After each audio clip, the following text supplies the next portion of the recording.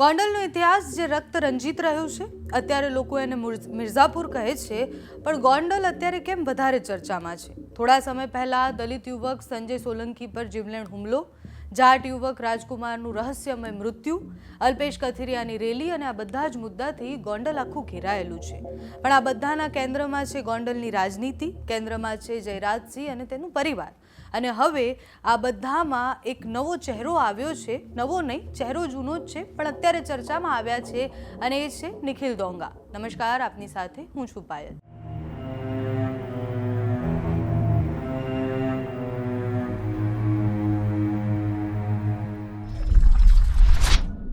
Youth એજ કલ્યાણ group ચલાવતા 40 વર્ષીય નિખિલ ડોંગા, જેમને 100થી વધુ ગુનાઓ અંતર્ગત એ જેલમાં રહ્યા છે.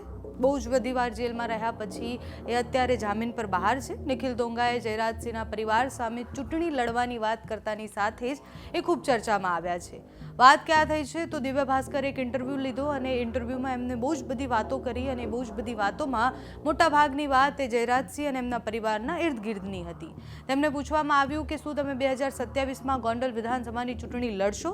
જેના જવાબમાં નિખિલ ડોંગાએ એવું કહ્યું કે જો ગોંડલની જનતા મને અપીલ કરશે તો મારો સમાજ અને 18 વર્ણ મારી સાથે છે. યુથ એજ કલ્યાણ ગ્રુપ રહેશે અને અમે ચૂંટણી લડવા માટે પણ તૈયાર છીએ અને સામે આવી અને ભાજપ સામે ચૂંટણી લડીશું. સાથે જ જ્યારે એમને પૂછવામાં આવ્યું કે જયરાજસિંહે કહ્યું છે કે એ ગોંડલમાં એમના પરિવાર સિવાય કોઈ ન જીતી શકે, એમની સામે તમે લડશો ને કઈ રીતના લડશો? તો એમણે જવાબમાં કહ્યું કે ના ના, એ બધા ખોટા બાંગડા ફૂંકી રહ્યા છે. એ વાત હોય જ નહીં. કોઈના બાપની એ પેઢી નથી. મોદી સાહેબ અને પાર્લામેન્ટરી બોર્ડ નક્કી કરે કે પછી જે જનતા છે એ બધું જ નક્કી કરશે. હાલ તો અમે સૌરાષ્ટ્રમાં આવનારી જે ચૂંટણી છે, સુરતમાં અત્યારે ભલે હું હોઉં, યોગી ચોકમાં જ છું અને અહીંયા જ મારી ઓફિસ છે, પણ યુદ્ધ એજ કલ્યાણ અંતર્ગત જો મારે ચૂંટણી લડવાની થશે તો પણ હું લડવા માટે તૈયાર છું. હું ગોંડલ એ મારો વિસ્તાર જ છે અને ત્યાં પણ હું જઈ શકું છું. હવે એમ થાય કે અચાનકથી નિખિલ ડોંગા ચર્ચામાં કેમ આવ્યા? એમનું અને જયરાજસિંહનું શું એવું કનેક્શન છે જેના કારણે એ વર્ષોથી ચર્ચામાં રહ્યા છે? તો શરૂઆતથી સમજીએ નિખિલ ડોંગા એ કોણ છે, આટલી ચર્ચામાં કેમ છે. નિખિલ ડોંગા એ 2008થી ક્રાઇમની દુનિયા સાથે ખૂબ જોડાયેલા છે, અલગ અલગ ક્રાઇમના ચક્કરમાં, અને અલગ અલગ ગુના હેઠળ એ જેલમાં રહ્યા છે. વર્ષો સુધી એ જેલવાસી રહ્યા અને અચાનકથી એ ચર્ચામાં અત્યારે એટલે આવ્યા છે કારણ કે એમને જયરાજસિંહની વાત કરી છે.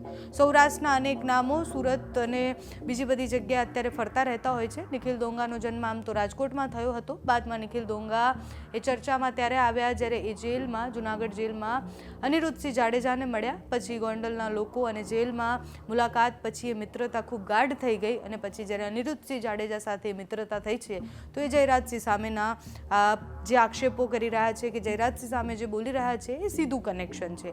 એટલે અનેક ગુનાઓ સાથે સંકળાયેલા અને નિખિલ ડોંગાએ અત્યારે ચૂંટણીમાં આવવાની જે વાત કરી છે, આમ તો એ સુરતમાં જ છે. એમને જે ગુના હતા એમાં એમને જે છોડવામાં આવ્યા છે એનું પણ શર્ત એ જ છે કે એ સુરતમાં જ રહેવાના છે, પણ ગોંડલ ચૂંટણી લડવાની એ વાત કરી રહ્યા છે. 2027ની ચૂંટણીમાં ગોંડલ ખૂબ રસપ્રદ રહેવાનું છે. અત્યારે પણ ગોંડલ રસપ્રદ છે કારણ કે ગોંડલથી રોજ એક નવા સમાચાર આવે છે.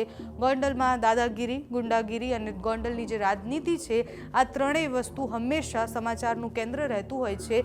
2027ની ચૂંટણી એ ખૂબ જોવા જેવી હશે કારણ કે જયરાજસિંહ જાડેજા સામે જો નિખિલ ડોંગા એવું કહે છે કે ચૂંટણી લડવા માંગે છે તો પછી એ જંગ રસપ્રદ રહેશે. તમને આ માહિતી કેવી લાગી અમને કમેન્ટ્સમાં જણાવજો. અત્યારે આ વિડીયોમાં બસ આટલું. જો તમે અમને યુટ્યુબ પર જોઈ રહ્યા હોય તો સબસ્ક્રાઇબ કરજો, ફેસબુક પર જોઈ રહ્યા હોય તો ફોલો કરજો, અમારા આ વિડીયોને લાઇક અને શેર કરજો.